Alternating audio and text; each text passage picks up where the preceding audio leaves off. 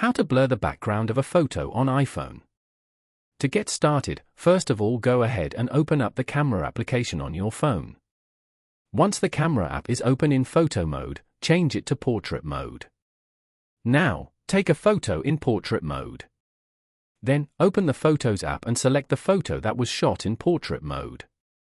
You can identify these by the portrait label in the top left corner when viewing them. Tap the Edit button in the bottom right corner.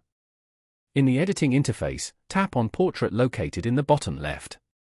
This activates the depth control slider at the bottom of the screen. This slider lets you control the intensity of the background blur, measured in f-stops.